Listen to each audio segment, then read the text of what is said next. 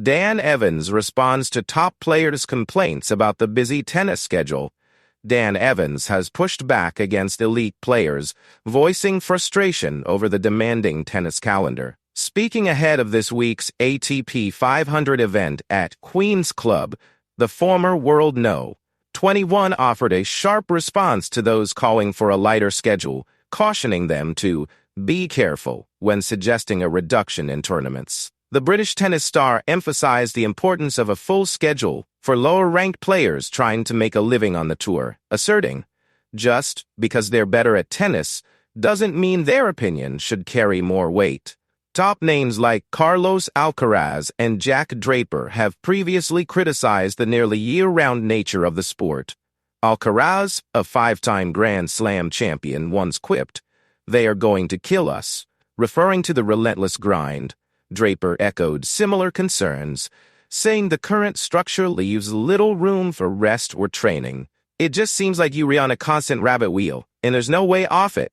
However, Evans urged his fellow players to be mindful of how their complaints come across, especially given the privileges they enjoy. Speaking to the BBC, he noted, "We've got to be careful moaning about it. There's lots of people in the world struggling for work. We are allowed to take weeks off. We're independent contractors," following his impressive 7-5, 6-2 win over world No. 13 France's Tiafoe, his first victory over a top 20 player in 2 years. Evans revisited the debate.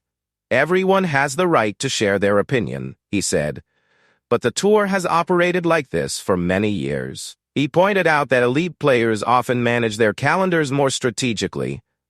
The top guys plan their schedules properly. That's part of the issue. It depends on how people choose to space out their weeks of competition and rest. Evans also observed a shift in pre-Grand Slam events. Those tournaments are now stronger than they used to be, with more top players participating. Maybe it's to chase easier ranking points, but they've got big teams behind them who help make those decisions.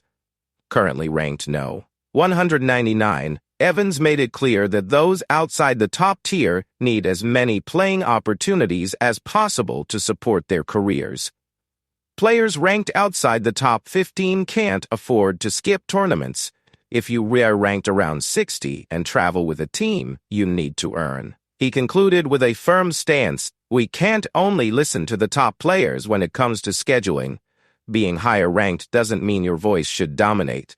I'm open to the conversation with anyone who wants to have it.